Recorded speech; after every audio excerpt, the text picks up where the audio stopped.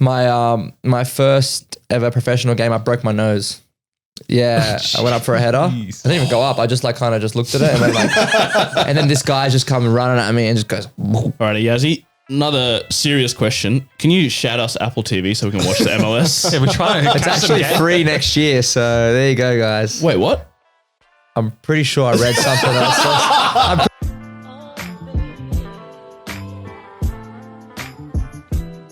Welcome back to Critical Banter, the podcast that brings a Friday drinks chat to you. This week's episode, we have a very special guest for that. We have Ro. G'day. We have Senny. Yo. And in the other seat, we have current professional footballer and Socceroo. He's played in Australia, Norway, and now for Nashville in the USA. Welcome to the pod, Patrick Yazbek. How are you, mate? I'm great. Thanks for having me, guys. Pleasure. Do you have a nickname? What do you go by with your mates? Yaz? Yeah, Yaz is my like quick kind of football name. Okay. All right, play on. We'll be calling you that from now on. First question we ask all our guests, what is your rarest moment? So I came prepared. Had to do a bit of thinking about this one, but my rarest moment is, I'm not too sure if anyone else does this, but every night when I go to bed, I have to play really sad music. As in, like, sad boy So music? like, yeah. How like sad is so sad? like, example, Sparks by Coldplay. I don't know if anyone knows that song. or like Yeba's Heartbreak. And my reasoning for that is, I'm someone I like to think who's like always on the go, got a busy schedule, always traveling, changing time zones, and always trying to like make the most of my time. So when when you get caught in all the chaos, the music helps calm my nervous system a bit. And just make you depressed. No, it helps put me to sleep. Yeah, normally it's like, what is it? Like ocean sounds? Yeah, like white noise. Yeah, see, I White tried noise. that, but I feel like the sad music just works the best for me. And nothing sad is happening in my life. Like it's just. So how long have you been doing this for? No, meanwhile his missus in the next Yeah. Just thinking like, Can you turn this shit off? dangerous. Honestly, it all started when I was living at home. My younger brother was like, we shared a room and all we had was like a gyprock wall that separated us.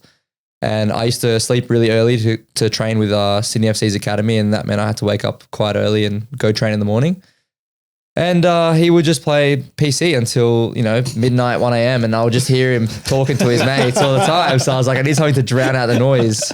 And then that's when I started just playing sad songs. That's pretty good. To be fair, our mate does something similar, but it's weirder. He goes to sleep. He doesn't listen to music or like white noise. He listens to like Stephen A. Smith on SportsCenter. So he's going to sleep hearing like LeBron versus Jordan.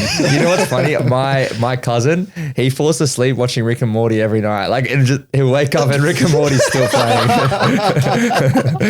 And he's like seen pretty much every single episode like 10 times. I don't get how people can do that. I need silence, man. I need like a church. Do you know what I listen to get to sleep? Do you go on? Like murder case file type podcasts. What the fuck's wrong That's with you? concerning. That's Yeah, very yeah. concerning, Yeah, yeah. brother. Check Wait, the why? hard Doesn't that put you on edge? No, it's really like the people who do those Oh, just pods, the voice. their voices are so soothing. Do you It's like a dream Stephen about Allen, bro. But Do you dream about murder cases now? No, I don't dream. I've got no idea. But this is not about me, mate. We can talk about my dream habits later. to be fair, like it started off with like a whole night thing, and then I discovered that there's like timers on Spotify. So you can like set like a 45-minute timer and then You're right. I think that is the first person I've ever heard saying that. Fair enough. We'll move on to footy questions. So where did it all start for you? Where did the football journey start? So the football journey's been a long one. Yeah. 23 now. I think I've been playing for around 19 years. I was 4 when I started. So my oldest brother was kind of like my inspiration, I guess. He's not that much older than me. He's only 25, but he was just playing and my dad threw me in there. And then it took me about 10 years to realize I was actually pretty good at it, but I was always involved in like SAP programs and academies here and all this kind of stuff. And then when I was 15, I signed for Wanderers for 1 year and then made the move to Sydney FC at 16. And then I was at Sydney Interesting FC. move. Yeah, I know. Yeah. At the Very time, it was a interesting little move. bit controversial, but I think these days it happens so often. Yeah. People are jumping around the league like no one's business these Yeah, days. like no one's business. Wait, how did you not know you were good till you're 14 when you I mean- signed with the Wanderers at 15? Like it was always just like, okay, I love the sport. Like this is great. I'm playing. I'm having fun with my Yeah. friends. But then like there gets a point where players start kind of dropping off and coaches come up to you and say, hey, we want you to play here. And I'm just thinking like, all right, well, that's a cool opportunity. And I kind of take this thing seriously. Let's just pursue it. So were you playing like reps and stuff? Yeah, like MPL. okay. MPL level from like 9 up until 15 or up until 2020. Okay. So playing NPL, you still didn't know, I don't know if I'm good at this or not. Yeah, I mean, You're just like shredding clouds. You're like, Whereas we're playing like Div 10 and we're like, we're a bit good. yeah. I mean, I guess it was all I knew, you know, because Yeah, since I was like 9, I'd been in the MPL setup. Yeah. So, yeah. Very fair. humble. I like that. Different to us three. So you are born and raised in Liverpool, correct? Yes, Southwest Sydney, Liverpool was my council. Yeah. And now I live in like Camden Council, Denham Court. Yeah. Fair. I want to ask, did you make the same mistake as this man over here when he was 5, who decided to support Liverpool FC because he thought it was Liverpool out in Sydney? No, so I never had a Premier League team when I was young. I was just kind of a passive observer. Yeah. And then I don't know what year it was, but a guy by the name of Mesut Ozil signed for Arsenal. And he was my favorite player at the time, played for Real Madrid. I don't know why, but a fan of the German national team. And that was like, hey, that's my team now. So you've supported them ever since? Yeah, my team. Never heard of anyone getting to Arsenal because of Ozil. Mesut Ozil. But How old would you have been at that age? That was 2013. It was? That's the year? Yeah. Yeah, I was 11. Oh, there you yeah, I go. remember that breaking on the day of the transfer deadline Yeah. day. Yeah, it was like gonna last go- minute. Yeah. Thought he was going to go to my team, United, the day before. Then you jump ship to Arsenal. Crazy. So after the so 15, 16, Yeah. you're in the setup. Yep. And then how do you go from there and progress? Okay, that's a good question. So basically, as you get older, obviously the best way to describe it by the words of my former technical director, Kelly Cross at Sydney FC, the youth system in soccer or football in particular is like a funnel, like a drain. You know how like you, I don't know, want to put flour into like a bottle? So it starts wide and then like kind of narrows down and like slowly only a few drop through. So I guess as you kind of progress through an academy, you only find a short few of players progress from your age group through to the first team. So I was in the Sydney Academy from 16 up until 19, but like 16, 17, 18 years. So like almost 5 years.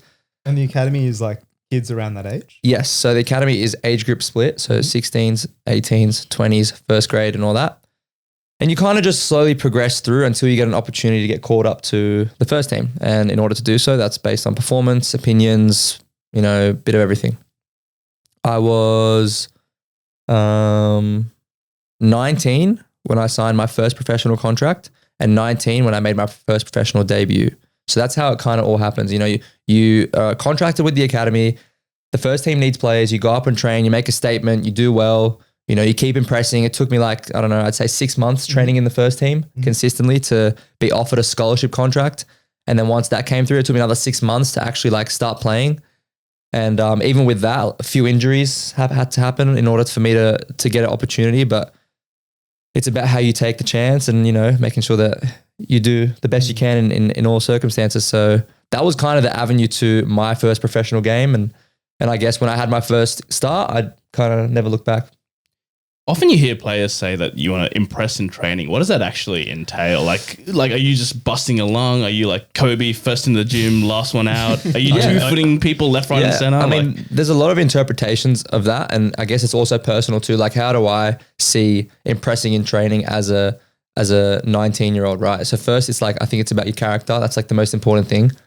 You don't want to look shy. You don't want to look like insecure. You want to look confident and someone who like backs himself. But I think for me, and one mindset that I've always approached is, it's a little bit weird, but it's always been like a chopping list, not necessarily to say injure this person, but it's always been like, all right, who's my next, just the person that's just in front of me. Yeah. And I need to be better than that guy. Right. And then once I'm better than him, like who's the next one? Gotcha. And I feel like if you keep your targets short, it helps create like a bit of a better like Like a outcome. plan on Yeah, how to- it's a bit more planned out.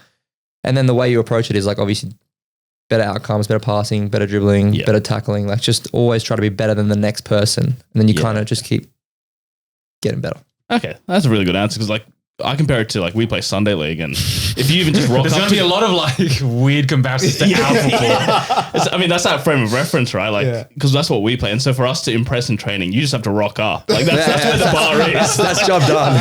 Not even on time. Just at some point. We spend the first 20 minutes just trying to nutmeg each other. yeah. No. I wish it was like that, honestly. But No, that's it's, why you're here and we're, not there. So wait, you're 19. What year is that? That was 2000 and so I'm born in 2002. So 2021. Because so 21, you're getting your first professional contract, and shout out, like according to Wikipedia, at the same time you're at university doing construction management. So talk us through, like, what was your plan? Are you doing both? Was that your backup? Yeah. So did your parents just force you to do it? Yeah, As my all parents. ethnic parents. My parents, as Lebanese ethnic parents, yes, my parents have always been like, I want you to go and study something, and I was like, well. Also, I was cut. Sorry, my career was cut in between like exiting school and COVID. So as I exited school, COVID year hit, and that was the first year of my post Freedom. high school life. Yeah, right. So I had finished school. I wasn't a professional yet. I was like, well, what do I do now? So I just enrolled in university. I did it for like one semester and then dropped out because I got a pro contract. And I assume uni was all online then. You never. For the first few weeks, it was actually in person. Oh, really? Yeah. And then obviously all the lockdowns happened in like April. Yep. So that's when all the lockdowns came into place and I stayed home. And then I got my contract offer in like May. Yeah. And then dropped out and had to move around Sydney because all the lockouts and all the hot zones and stuff like that. So I had to move to my auntie's house in Strathfield. And So I assume you've never thought about going back. No, never thought about going back. Yeah, so in that article we read, it says that you never considered a career in football until a life-changing conversation at the start of the pandemic. Yep. Was that conversation as described life-changing? Yeah. And what was it? So, like I mentioned his name, Kelly Cross. Shout out Kelly Cross. Shout out Kelly.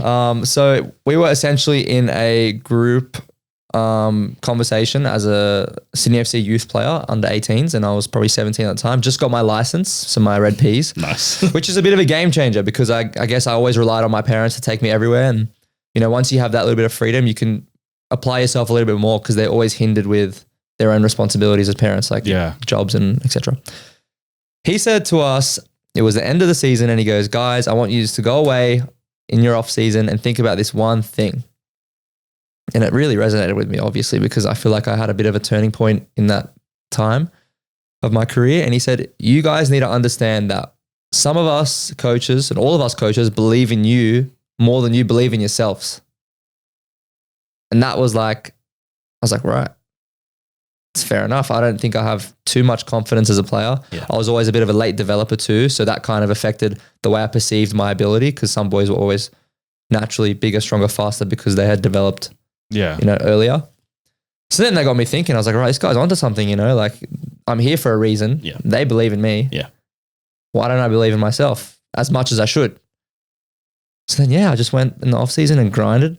Just like I lost a little bit of weight. I started training every day on my own, running, park, this, that. And then when I came back, that's when I applied that mentality of who's next. Yeah. Like who's the next guy I got to be better than? The hit list. The hit list, right? Yeah, the hit list. That's good. That's like some Disney movie shit. Like the coach gives like a inspirational speech. It was far less dramatic than it sounds. Like it was just like you broke into song and dance right after. Wait, was it in High School Musical too? It was in person. No, it was in person. Okay. Yeah, so it was in person. He had like just got us all on halfway. We were about to go home. Yeah, imagine that. It doesn't hit the same over text. Yeah, I believe in you. Gen Z stories right here. He's like sitting here on the group chat. Sends a snap. Yeah, sending like a gift, like boys lock in. Just touching back on uni, because, we're all kids of ethnic parents, and if we ever dared to drop out of uni, we would get absolute bulking. But I assume it's very different to going into a pro football career. But did they have anything? 20 lashes of the belt at my house if I dropped out of uni. Did they have anything to say about you dropping out, or were they just like, mate, pro footy? Yeah. Go Chase for your it. dream. I mean, initially it was always like the defer. I'm going to defer and like go back. So like in my parents' head, that sounds like a reasonable idea. But I definitely knew that like I could not balance trying to pursue a professional career and also study full time. Yeah. And some people can, and they do a great job, but I couldn't really do it. And also it was COVID too. Yeah. So like that really drew me away from the university life. So after that, you finally, you make it into professional league in Australia, the A-League. How did it feel finally, putting on the blue jersey for Sydney FC and making your pro debut? That was amazing.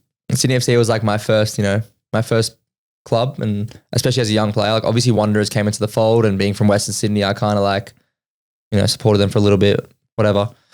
But Sydney FC was my first ever professional club that I loved, and just to represent myself and my family on any professional sports, which coming from an immigrant father and borderline immigrant mother. Her parents were from Lebanon, and she was raised here. But it's a special moment, and it's a special representation and a big honor. So something that I've definitely cherished and look back on with some fond memories. How does the training, so like compared to like when you were in the academy, like how many times are you training a week in A-League, for example? Yeah, so academy is always, I think days in, it always kind of replicates the first team because you want to have a smooth transition, right? That's like their goal. They want to prepare you for the real deal.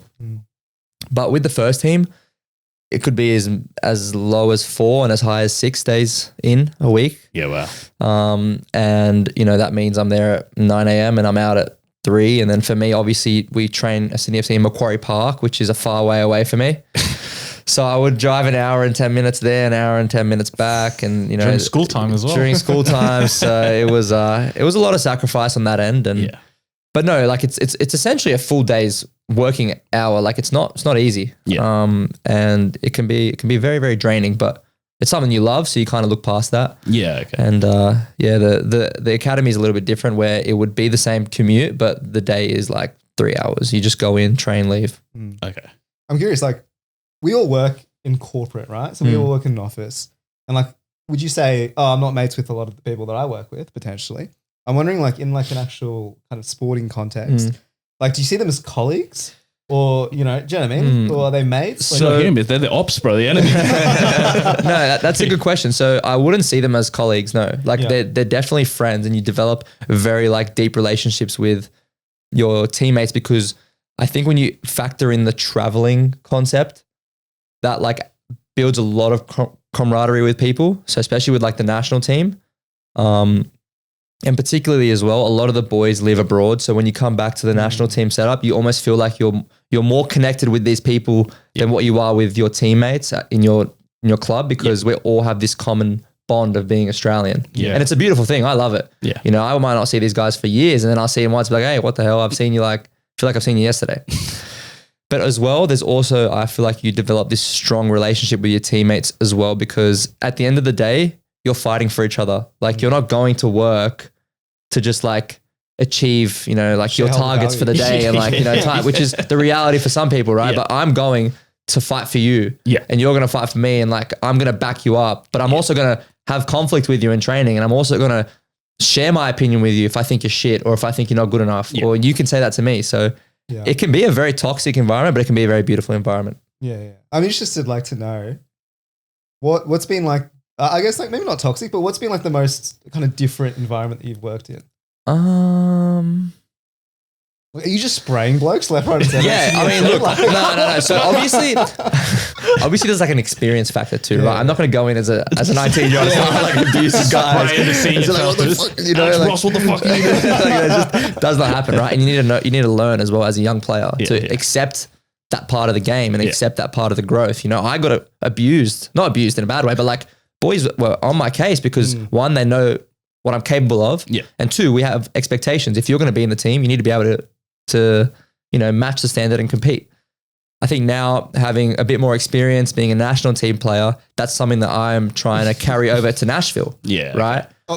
Isn't you're trying to? Yeah. I'm like, I know I'm 23 and I'm young, but I want to be a leader and I want to, keep people accountable and try to create some positive expectation. And if that means you're not being good enough, you will know. And if I'm not being good enough, tell me, go for it. But obviously everyone's different, right? So like you can spray, for example, Rowe, because he can cop it. But like obviously there are players who are a bit more sensitive. So you're not going around just torching blokes for no reason. Yeah, 100%. And that's a part of being a good leader and a good teammate. Yeah. Not everyone's going to cop it. But at the same time, we all have like emotions. And sometimes Happens. Happens. Stuff happens. Someone's gonna get abused. That happens. I love that that war, we're going to war mentality. Imagine going to our office jobs with that mentality. I'm going to fight for you and you're going to fight for me. I'm going to spreadsheet for you.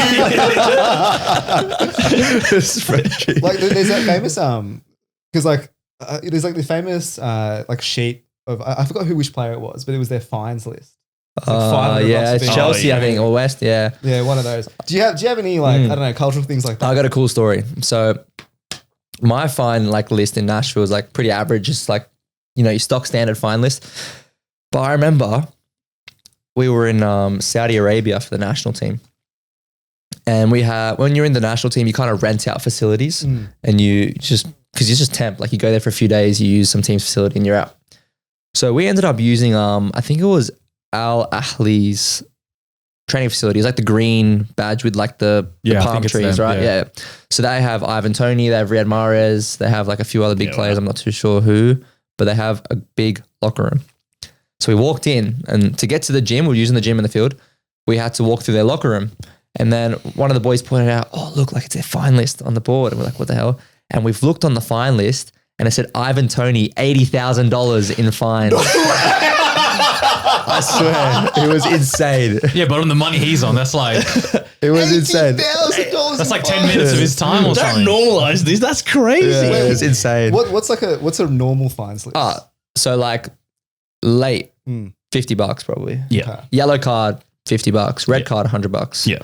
Or like a spin. Sometimes we have like a wheel in the locker room and it's got like different things. So let's say shin pads for a week at training or $50, $100. Pick a teammate, like give him the fine, Ah, okay. A bit of fun little game of Yeah, fun. or like, if there's a bit of a meme, you can say like, oh, hug a coach or yeah, but fines are generally just for like, just misbehaving. Dummy spit. Yeah. That's one. Who's laying down the law? Is that the captain or like the leadership group? Yeah, or? leadership group or a fine master. Oh, So yeah. let's Okay. call them. Yeah, Have to have a fine master, yeah. Who's the fine master at Nashville? Joe Willis, our goalkeeper, but he is off contract now, so I'm not sure who will take it. Maybe I'll do it next Was he year. harsh or was he lenient? Very lenient. Too lenient. That's Okay. the problem. Yeah, you need Yeah. You need someone who's going to... That Lay wants down the on- money on time. No, we had fines. It was like parking badly, ordering badly at dinner, like all this garbage. Good fines. Except ours was $2. Okay, no. Like, It can get pretty steep sometimes. and then what do you do with the money end of season? Yeah. Well, it's for a good cause. All the money goes back towards a team, whether you have a Exactly. night out, you go for dinners together, you ended up spending on a trip. I remember when I was in Norway, we went to Amsterdam for 3-4 nights. We had like 60,000 euros in our fine money, and it was like such a good trip with all the boys. So I wonder, Business only, I imagine. why. I really wonder Come on, why. red lights around. Yeah, weird. Allegedly. Allegedly. yeah. So that was good. I don't remember them. So now you've played for Sydney FC. We're just trying to really understand the level, because what we know is obviously our Sunday league, and then watching like yourself or the Premier League or whatever. What's the difference between Sunday league, NPL, A League? Like the people out there, like, because the big thing about soccer is like, football, sorry, like, it looks pretty easy. I reckon I could go do it. Like, how can you explain to these idiots sitting at home, like just the pure levels to it and how difficult it is to actually. Because we hear so many say, why has he misplaced his pass? Why has he done this? But like, I'm looking at the guy saying, you couldn't do this. Yeah. That's it's a tough question, man. I don't even know how to explain it, honestly. Like, it is just, I think it comes down to like, I don't know. Honestly, I got no idea. It's so hard to explain. Like, when people put so many amount of hours into a particular thing, you're automatically going to be way worse. Yeah. And the reality is everyone on that pitch has put in so many more hours than you. So if you ever think for a second that you could do a better job than someone on the field, you're 100% wrong. Yeah, fair. So when you made your debut, could you tell straight away this is a different level? No, because I had been training with the A-League for a while. Yeah. And I think that I was well prepared for the opportunity. But it was definitely surprised me in certain aspects, like physicality. Like, obviously I was 19, he's still a young boy, and to play against men is always difficult. So that was probably one thing. But I think in terms of a technical level, I always felt like I was prepared and adequate enough to do a good job. And again, from a Sunday league perspective, it seems like the biggest difference, at least when I watch MPL and stuff, is like you guys do the fundamentals just like so well. Like your first touch is immaculate. Yeah. Like my first touch, I need to account another 10 meters, of my like spastic touch, right? Like that's when I see that. Like that's what it seems like the biggest difference is. Yeah, and even now I feel like that. I watch guys in my league and I think, oh my God, this guy's unbelievable. I suck, because their touch is so much better than mine. Yeah. But that's just the gap, honestly. It's the unfortunate reality of professional sports. Hey, someone's always going to be better than Someone's you. always better. Yeah. Did you ever have like a welcome to professional football moment? Because like in the NBA, they talk about, welcome to NBA moment when like you're a rookie and you get posted by LeBron or something. Did you have a moment like that where? Yeah. My first ever professional game, I broke my nose. Yeah. I went up for a header. I didn't even go up. I just like kind of just looked at it and went like, and then this guy just comes running at me and just goes, and like cracks me right here. And then my nose was like sideways. You can kind of see it. Like I got a bit of a, you see it? Like see that little. Oh yeah. Tiny So bit. my nose used to be dead straight, like either way. And now it's like got a little bit of a Jesus. thing. So what did you learn from that? Don't header the ball. Did you ever get him back? No, I didn't actually. No, I didn't. It happens. He's on Start the again. list. Yeah, next one he's up. on the list. So you play in Sydney FC and now you're moving, now you get a move to Norway. Yep. How did that come about? Getting a contract to Europe? Yeah, so I was playing in Australia for about a year, had a full first season, and my agent notified me of the interest. He said, hey, we've got a bit of interest from clubs, but at this point in time in your career, I feel like this is probably the most ideal move. I was like, okay. This was in about August 2022, okay? They start sending my club, Sydney FC, offers for a transfer, and Sydney FC reject pretty much all of them. No, Yazbek is a crucial player for this team. We are not selling him. Like, he's just super important. He's going to be a starter. We need him. Do they run that by you? Or they just, No. they don't tell you, they just reject? They just reject. So obviously they own me essentially. That's just the reality of it. They own me. They can do what they want. So they told Viking in Norway, No. Like, hit the Right. bricks. So then I was like, what the hell is going on here? Like, that's just not fair, but hey, nothing I can do about it, right? So then a few months pass by and the transfer window is closed. And then it goes August, September, October, November. And then my agent notifies me again. He says, hey, they really want you here. Like, we need to try to get this through because it's a good transitional league. It's young. It's prosperous. There's a lot of eyes. You're in the front shop window in terms of European soccer or football. We need to get this done. I was like, hey, I'm in, but you guys got to do the club has to do their part. Do the business. Yeah. Anyways, bunch of negotiations back and forth. They offered me a new contract. I said no. And then in about December, they finally agreed to a fee. And I was off. So how much? Yeah, I mean, I want to learn about like the transfer business, like the negotiation. So are you privy to all these discussions happening, or do you only find out after they've rejected? Yeah. So my agent is he's pretty open with me. Like, I don't really want him to hide stuff from me. Like, I like to know. It doesn't really affect my mentality, if I know someone's interested or not. Yeah. So as the whole process is going, he's saying, all right, yeah, like 400,000 euros knocked, 500,000 euros knocked, 600,000 euros knocked. Like, he's going like that. And he's basically working with both clubs to try and come to a deal, right? Yeah. So it took a few attempts and then they ended up agreeing on I think 600,000 euros. And plus a 20% sell on and a bunch of other things involved. Add-ons, yeah. What's a sell-on? So a sell on is if I get sold again, they get a percentage of that fee. Yeah. Which is what happened. Yeah. So then, and they agreed and then that was it. I was gone. And usually in transfers, you're never paying the fee in bulk. It's always in installments and stuff like that. So that's something they also need to agree on as well. Yeah. So once that all happened and everything was signed off, I was pretty much set on going to Norway regardless of personal terms. Okay. I felt like it was more of a career move than a personal move. Yep. So yeah, and then I left early January and flew straight over. So how was moving to Norway at the age of 21, 22? Yeah, I was 20, I think I was 20. 20. Yeah, so that was pretty smooth. I got two supportive parents. They moved over with me. Not moved over, they followed me just to help me settle in. It was a bit upsetting leaving everyone that I knew in Sydney, and unfortunately, that's part of the job and part of the life. But it's a decision I don't regret. But Norway's a great country. Stavanger, the city I was in, is an unbelievable city. Small, 200,000 people, but just such a good vibe, such an intimate place. So everyone kind of gets to know everyone. And the club that I played for, being in a small city, you just feel this extra level of connection. Yeah. We are what they look forward to every weekend, and we are what makes them happy when we win and what pisses them off when we lose. And it's just a very intimate and like safe and fun environment to be in. So that transition was very easy, and I actually really enjoyed my time in Norway.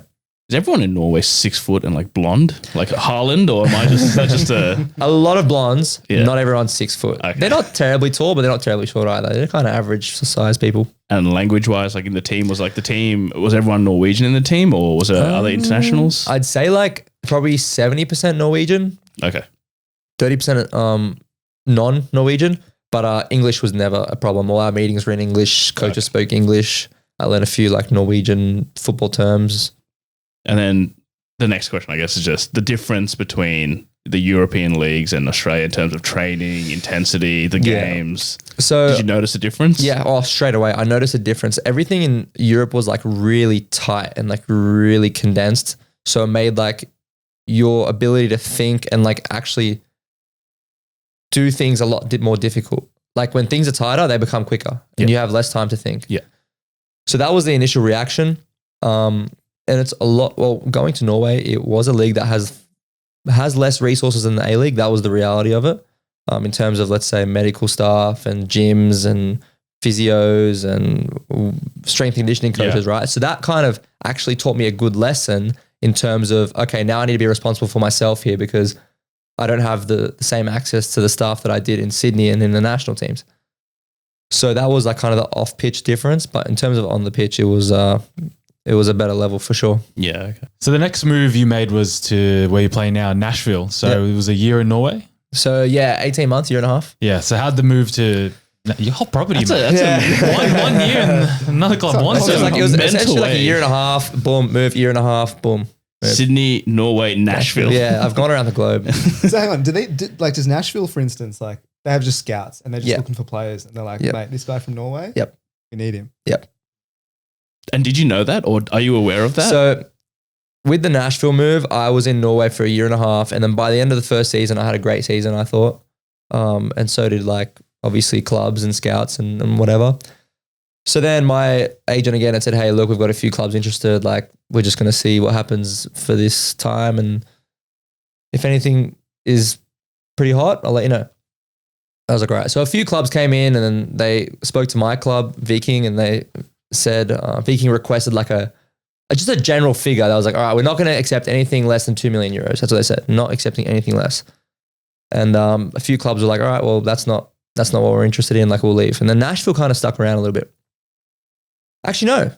Nashville was a very similar situation to the Viking situation. They came in, they spoke to me, spoke to my agent, and then they just disappeared. And I was like, blue ball, yeah. I was like, what? Yeah. And then like a few months later, they came back. They said, hey, like, let's make this happen. So okay, so you got to speak to my club. Like I'm contracted, nothing I can do. So then, same situation, 1.8, 1.9, 2, whatever. Then they finally agreed on a fee of like 2.5 million euros. And Off you go. off I go. And then, like I said earlier, Sydney would get a 500 20%. grand. Yeah. Pretty good. Yeah, not bad for Sydney FC. Yeah. 25. Did you send them a thank you letter? Yeah, you're welcome, They boys. should send me a thank you letter. Yeah. Little gift So, basket in the mail. so and obviously like in this career and in this industry, you don't really want to wait around too long for things. Yeah. Because touch wood, things can change so quickly. Like if you get injured, like if you get ill, if you just have a drop in form, whatever. So you don't really wait. You just go for the opportunity and take it. And at the time I was convinced in the MLS. I thought it was a great opportunity, great move. The World Cup is next year. A lot of exposure, a lot of teams, facilities are next level. It was just like, let's go for it. So that 2.5 million euros, like, do you actually see any of that, or is that just given straight to the club? Like I said, it's in installments. Yeah. You get like as a player, you do get a Signing on fee and all that stuff, but it's humbling to know that like someone was willing to pay that much amount for you. And I actually got some good advice from Anthony Caceres, MacArthur Bulls player, a few years back. When it first started happening, I was a little bit unsure about leaving Sydney. And he said to me, I was like, it's not every day someone gets to buy her. Like really, like no, it's not every day someone gets to like pay money for you and stuff. So like in the professional Unless you're a athlete prostitute. world, No, unless you're in the 1800s. Or that as in well. Nashville, potentially. So yeah, that was the advice, and I was like, hey, let's do awesome. it. Like that's an awesome. electric feeling though, knowing I'm worth someone 2.5 paid mil. 2.5 I mil. don't think Yeah, and would that's pay for- euros as well. 4 mil AUD. You know what I'm Yeah, saying? yeah, That's yeah. generational wealth. Does that play on like Florian Wirtz, for example, signed for Liverpool Yeah. for, I think it was like 140 million, 120 million, and obviously that would play on your mind. Like, yeah, shit, there's a lot of expectation. Does that? Yeah, I think 140 mil is very different. Fair enough. But obviously, like, it's nice. Yeah. But I don't really let it affect me at all. I don't. Yeah. It literally means nothing to me. All right, Yazzie. Another serious question. Can you shout us Apple TV so we can watch the MLS? Yeah, we're trying to It's catch some actually game. free next year, so there you go, guys. Wait, what? I'm pretty sure I read something. I'm pretty sure I read something. I saw something saying like they're getting rid of the subscription or whatever. Yeah. Oh, Right. wait. Don't take my word for it, but I might be wrong. Man, I've been trying to catch a game and paywall behind Apple TV. To watch a dodgy Arabic stream. Allegedly. Allegedly. Yeah, sorry, allegedly. Yeah, so I mean, talk to us about the MLS. What a league! Wow, best league in the world. Here's where the media training comes Best out. league in the world. I love it. Let me then throw you a question. Obviously, the traditional route back in the day was you'd go to Europe, you try to make your way into, the Premier League or even the Serie A back in the 90s. I feel like there's a growing movement now of, I feel like there's 3, 4, 5 Australians who've now Yeah. moved to the MLS. Can you talk to us like, is the MLS growing? Is it getting better year on year? Oh, it is growing at a ridiculous rate. Like I can't even describe it to you. I was there. I signed to Nashville 17 months ago, and it has just blown my mind in the way it just has progressed and the players they've been signing and the scale of everything and where the direction they want to take it. Because obviously, like I'm in the league, right? So I'm listening to all the PFA meetings and I'm hearing all the rumors and all this stuff. Now they're changing the format of the league, so it's going to be aligned with Europe. And you just see like the likes of Son coming this year, Muller, Messi's there, De Paul. Like it's ridiculous. And I tell you now, the transfer window opens like now. I think like January 1st. Yeah, there are going to be so many big signings going to the MLS this year. It is going to be crazy next you year. have inside information. Fabrizio Romano over here. That's my intuition. That's what I think is going to happen. If not this transfer window, the next one, because that's like European bigger window. But yeah, there's a lot of rumors circulating around big names, and it's going to be an amazing World Cup year. So if there was Australian footballers watching this in the NPL A League, are you saying that's your next move? Try and get over to the MLS? Yep. If you have an opportunity to go to the MLS, you'd be silly to turn it down, because at the end of the day as well, it is a tough league. There are there's like probably 6 or 7 Australians there, and there's 3 of us starting every week. Yeah. And that's like me, Aiden, and Kai Rolls, right? Yeah. But that's not any disrespect to the other Aussie players. Like they're great, but that just shows you the depth and The levels of the the levels of it, right? Yeah. These are all great players. Yeah. And what I've learned is, and what I've noticed is, if I look at my time in Norway and I compare the pair of Nashville and Viking, right? I went to Viking on a somewhat lower transfer fee compared to Nashville, but for them, that's a lot of money, right? And they're a selling club. They're a selling league. So when I went there, it's like, we need to get value out of our investment. We need to play this guy. We need him to get exposure so that we can make our money back. Make a profit on you. Yes. Whereas in the MLS, it's a similar idea. They'll sign a player. They want to get value out of their money. But if you're shit, you're on the bench. Yeah. Because all the owners are billionaires. Yeah. And they don't care about a small fee they would have paid for some random from anywhere in the world. Gotcha. But there is obviously still the salary cap that still limits how much teams can be spending. Sorry. Yeah, there is a salary cap, but there's ways around it too. You obviously, Legal ways? Yeah, legal ways. Yeah, Okay, because yeah, there's yeah, like cool. obviously DPs. So a DP, you can pay them anything. Oh, there's it's unlimited. there's like 3 Blank check. DPs, and then there's like okay. there's like under 22 initiatives, and there's like homegrowns, and then this and that. So if you factor in all of the different contracts that can be distributed, the salary cap is it's not that limiting. If they really want someone, they'll make a rule for them, essentially. So Exactly like the right. Saudi League. yeah, not like the Saudi league, but yeah. So obviously you played against Inter Miami and you played against arguably the greatest Argentinian and probably the greatest footballer of all time. How was playing against Rodrigo De Paul? Rodrigo De Paul, what a guy. Midfield battle. Yeah, he's a hard guy to handle. He's so annoying, but he's so good at it. He's so good at being annoying. It is ridiculous. Like he would, for example, our main striker, Sam Surridge, like scored 35 goals this year, played in the Prem. Like he's not a household name, but he's a big player and he's a great player, right? Yeah. DePaul would go up to him and just like grab his shirt and just like try to look at the back of his name. What a shit house, say like, who are you? That's good. Who are you? And then he would go, me, 1 World Cup, you 0. In the middle of the game. Yeah, it's crazy, man.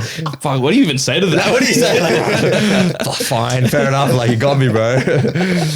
Yeah, and then obviously, I mean, that rest of that team is stacked. You know, like Alba, Busquets, Suarez is really good, and then that bloke, Messi. 10. Talk to us about it. I mean, if it was up to Ro, he said, let's just have an hour of talking about Messi. I could go on and on and on. How is it playing against Messi? So my initial reaction when first time I saw him was in the tunnel, and I just like he walked past me. He's always the last one out of the change room. I've versed him 5 times this year, and every time Miami, like I said, they're very good at being annoying. The sirens are going off in the locker room. Yeah, we got to go to line up. We go out and line up. Where are they? No one's there. Make you wait. They're pissing us off, making us wait, right? So then the whole team comes out, and then who are we waiting for? Messi. It's always the last one to come out. And in our stadium and in their stadium, he'd always like walk past you.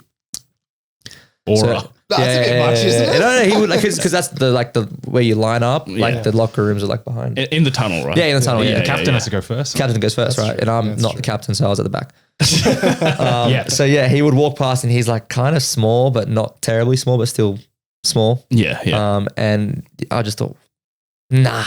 He's real, bro. Like it doesn't Really look, already. like he's got a few wrinkles on the side of his face, and like you think, nah, he's getting old, man. Like, come on. And then on the field, like, are you targeting him? Are you like, I could come in and just crunch one of the goats? You got to be careful. Like, you try and crunch him, he probably will get close, but he'll get away. Yeah. Like that's what I learned.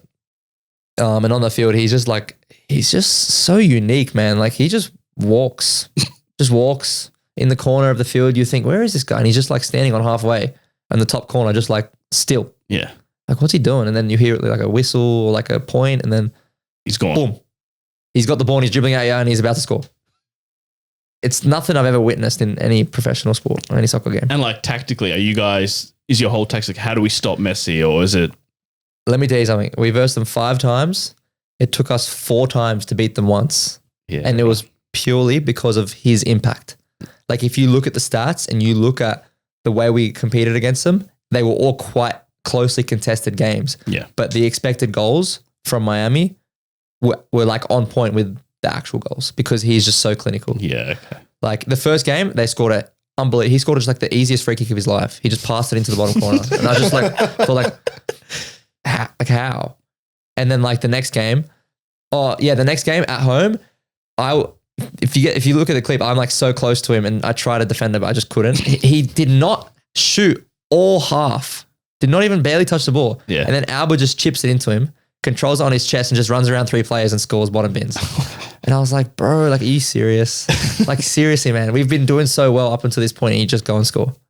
Do you have to like kind of stop yourself from just standing there like watching him in awe? Yeah, like the first time you played against him. The first time was awesome and it was cool and it was great. But after the second, third time, I was like, all right, he's just This human. guy's getting 3 parts every single time. Mate, like, We get it. You're one of the yeah, best. yeah. And then, that was awesome. And then a cool experience I had was to get his jersey.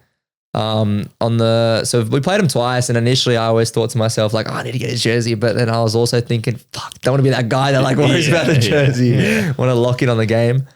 And then on our second game against him, I saw one of my teammates, like one of my good friends in my team, Eddie. He just went up to him at halftime. I was like, Leo, you jersey. I was like, if this guy's doing it, I'm gonna do it. Like, what am I doing? Trying to be like a good guy, like worry about the game. This guy's Messi, bro. I want his jersey. He's like my biggest idol. In the sport. Yeah. So, anyways, the following game at halftime, I just said to him, Leo, you get your jersey, and he's like, yep. Just like nodded his head, and then we walked into the tunnel, and then he just took his jersey off. I gave him mine. And I just all I said was gracias, Leo, in Spanish, and then. I was going to ask you, so no small talk, just to... Nah. I mean, look, he talks. How's his sledging actually?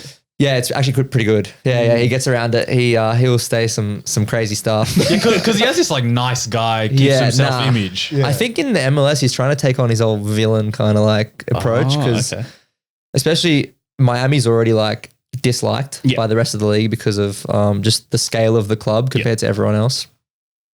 So he kind of embraces that a little bit. Yeah, and he'll say stuff, and usually he's on the left side of the pitch and I'm on the right, so I never really got to hear a lot of it. But a lot of the boys that are on the left told me like he can be relentless, and DePaul is also on his side of the field, and Busquets is quite close. They just kind of gang up on people. What are they saying? Like, what filth is Messi spewing? I'm not sure, but I'm pretty sure it's something along the lines of like "you're shit" or like, I don't know. It's definitely something like that. Yeah, then what are you gonna do? Call Messi shit? No way. That's just facts from his point of view. It's half Spanish, half like English, and his English is actually not terrible. He can understand what everyone's saying, and the ref will talk to him in Spanish or English, and he'll give feedback and tell you what he wants. But can you get physical with him? Because obviously he's a smaller bloke, but he's so strong. Yeah. Oh, he's so strong. Like I had a few moments where I'd run like right next to him and try to like push him off the ball, and he was just like his center of gravity is just so good. It's hard to push him off the ball, and he defends very well too. He does a lot more than people give him credit for. So I take it you're a Messi over Ronaldo guy. Mm-hmm. Damn, for sure. Hurts. Ronaldo's right there. We got a little bobblehead of him there. I saw that earlier.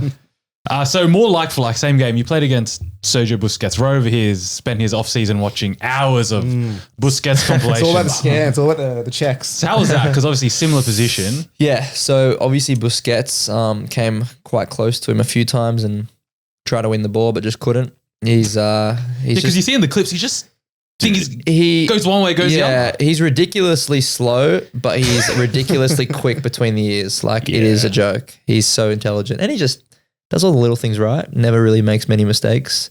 If you have a running race against him, you'll probably smoke him, but he is great to watch. Yeah. How much of it then in football is this versus? Sorry, I'm pointing to my brain versus actual physical abilities. Like I think that's a good point. I've had this discussion with a few mates about like the different characteristics of a professional soccer player, right? So my interpretation of it is you have like 3 different categories, right? You have the technical category, right? You have the physical category, and you have the intelligence category, right? If you have like 2 of the 3 or like 1 and a half of the 3, you can play professionally, in my opinion. You can be like a technical player with good physicality, and you'd actually probably make a team. No guarantee you'll play, but you'll get a look in. If you have 2 of the 3 for sure, like guaranteed, technical and physical, you're doing all right. But if you have all 3, you're at the top. If you are an intelligent player who's got unbelievable physical qualities and technically is really good, that's all you need. Walk into a team. So which ones do you have? Yeah, where do you rate? None of the 3, mate.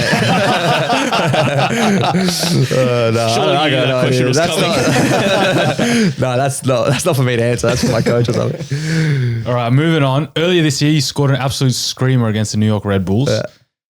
Quick question. How many times have you rewatched that 4-minute video, all the angles? Patrick Yazbek goal versus New York Red Bulls. Look, how many of those views were you? All of them. I mean, I don't score many goals. Something that I would like to add to my game. Yeah. But that was a cool moment. Watched it back a few times. How does it feel? You score a bang and it was at home, To be honest, I've watched the goal swing back more times than I've watched the actual goal, the celebration.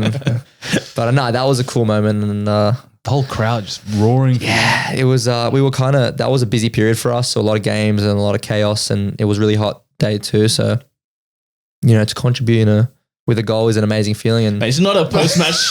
Here comes the media training. You tell us you watch it a million times. It's fine. Full credit to the boys. Just wanted to contribute to get 3 points. Rose scored a goal. How you really feel? How it was alright. It was fun. It was good. I need to score more goals. That's the way I feel. Rose scored a goal now, like Div 3 6-side finals. He's watched it like 200 times. I wish I could have taken my shirt off. But, I get too many yellows, so I gotta. No, I was gonna say like you said you want to improve your shooting, right? Like how no, improve my goal scoring. Goal scoring. You're right. Do you tell the coaches that you want to do this, and then they focus that on you, or do you have to go out in your own time and do some drills? There's obviously like a level of what's my main priority first, like what is my what is my number one role in the team? And I'm a midfielder, right? So goal scoring isn't really my number one. So you got to kind of look at that in that way. But I think as an individual player, you always want to add things to your game and be a bit different. So it is a conversation that can be had with coaches, and it can also be like an internal conversation and something that you can just go and work on by yourself. But it just depends on like the environment you're in. So I know in my team, the coaches will like facilitate anything that you wish to improve on. So if I said, I want to do some extra finishing every day or every other day, because there's also physical loads too, because striking a ball at full tilt is like a very explosive movement. And if you're doing it all day, 5 days a week, you'll probably hurt yourself. Yeah. So it's within reason and within like, the schedule. They tell you like, 20 shots. Yeah, like try this drill, or like this will emulate, you as a midfielder receiving the ball on the edge of the box and like, stuff like that. Do you want to run your FEMA theory by Paddy? Oh, do I want to run this by Paddy? Run it. The FEMA theory. Yeah. No, you're talking about Messi center of gravity, right? Obviously he's short, but like if you look at his body composition, like, he's got like kind of shorter legs, which means he's much closer to the ground. Yeah.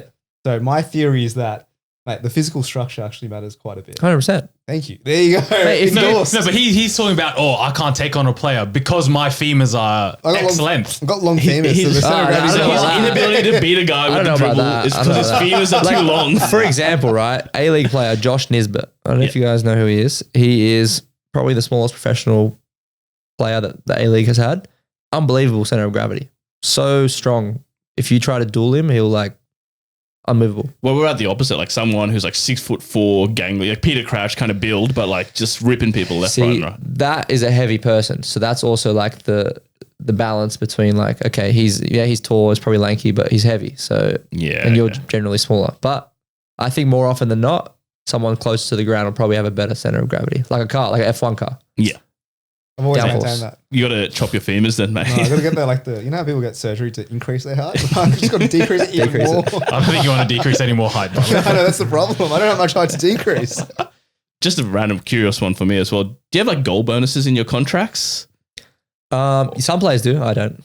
Do you, what kind of like gnarly what is a midfielder? Like what kind of bonuses would you clean sheets? Yeah, so there passes completed in the game.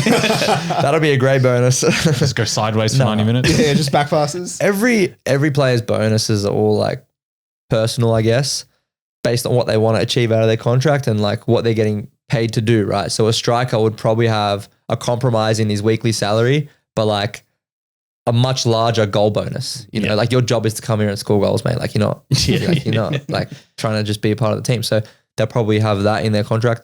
But it's like some like regular stuff you can expect are like housing, supplements, car supplements, transportation supplements, win bonus, goal bonus, trophy bonus, finals bonus.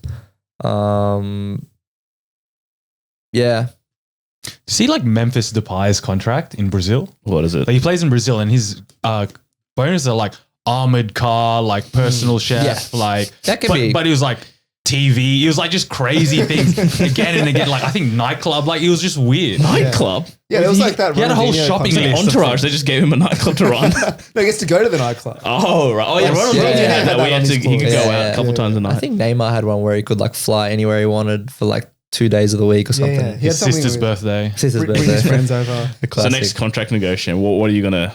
What's the dream? What's like the dream contract Need a box of negotiation? lint every week. My dream contract negotiation is my club relocates its base to Sydney. We live out of Sydney. Speaking of, so you mentioned trophy bonus, final bonus. Firstly, congrats on winning the US Open Cup final. Thank you. How was the circuit after? Mate, honestly, this frustrates me about this career, right?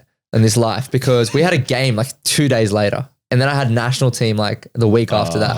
So for me, like winning a trophy, it was like, yeah, cool, great. But I got a game on Saturday. Like, don't drink, don't do anything, don't party, go to bed, wake up the next day. So, but surely you guys celebrated in some capacity. We celebrated on the bus and like we just sang a few songs and whatever. And then on the plane, we get chartered flights everywhere. So it was kind of nice to have like that, just the boys vibe until we got back to Nashville. But literally, won the trophy, celebrated in the locker room, which was very fun. We had like beers and stuff and just shaking them around and like spraying them in typical American style with the goggles on. And then And then, yeah, like honestly, on straight to the bus, straight to the airport, boom, fly home. We've got a game in Montreal in 3 days.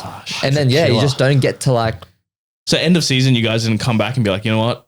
Let's have a rager. The boys did, but I did not attend that. I went straight home. I was like, nah, my head's gone. I need to go home. Yeah, okay. And to be fair, I went the previous year. Like usually I'm one for the boys and I'll always like be there. But I went the previous year and for me, it just wasn't my vibe. They literally just played like baseball on a park and drank. What? It's like we live in like a literally Sounds stereotypically we live in a American. party city, and these guys want to go play baseball. Like It's called slosh ball. I don't know if anyone's heard of it. But pretty fun, okay, guys. I'll give you a quick rundown. It's Yeah. softball, but you have a beer in one hand, and by the time you like hit the baseball and run around, you need to sink your beer before you get back to base. Oh, that's pretty fun. I feel like America's also throwing drinking into Yeah. athletic activities, like the Yeah. beer mile, Yeah, like yeah. you run a mile, drink a beer. Yeah. That's just not me though. I'd rather just go to a pub and get next. Can we just drink it? Well, in that game, your striker, Sam Surridge, got sent off in the 97th minute for a second yellow for time wasting. He looked very confused. Is he just a good actor or did he genuinely forgot that he got yellow carded 3 minutes earlier? Yeah, he had no idea. Poor guy. And we're like, Sam, get off, get off. He's like, what? Like, what? I didn't know I got a yellow. Oh, no, because he didn't see the yellow. He turned around. I remember watching it. I was on the bench. Yeah. I just come off. Dude, it was one of the most egregious yellows as well. Like, they went out for a goal kick. The goalkeeper came to put it down. He just walked up and kicked it away. Did you see what I did in Oztag a few weeks ago where the guy went to go play the ball and I just kicked it out and I got sin bin for it. Yeah, it was a good yellow card, that one, a good red. And now he's banned from the next game in the Open Cup against some non-league team. He's buzzing. Oh, no. He's so happy. One of your other teammates, actually, Hani Mukta, is that how I Yeah, say that Hani, correctly? yeah. Is someone I pack regularly on FIFA. I don't really have a question. Can you just tell him to leave me alone, please? I'll let him know. So on that point, you said you had games like every 2-3 days. So like, how does that work? Like, are you training in between? Because you'd be so knackered, right? Yeah, not really training. And that's why it's the best. When you're playing 3-4 times, so let's say 3 times a week. So let's say Saturday, Wednesday, Sunday, or Saturday, Wednesday, Saturday. It is so good because you play Saturday, you rest Sunday, you rest Monday, do a quick session, like a light session Tuesday, play Wednesday, rest Thursday, rest Friday, play Saturday. Like it's just so good. And when you're resting, are you just chilling at home? Nah, you're getting treatment, you're getting Okay. massages, you're doing like yoga, Pilates, cupping, or just anything, any kind of modality that works for you. Like for me, I get cupping. Yeah. I'll do a bit of yoga, even though I suck at it, but it's good. Go for like a BFR walk. Yep. Um, So any kind of recovery. And then what about in terms of like the tactics side of it then? Like you're obviously preparing for the next game. Is that yeah. something you guys go through? we'll always do like a post-game analysis, like real quick. Sometimes we won't because there's no point, like the game's over. Yeah. But if there's like a important thing we need to go through, we will.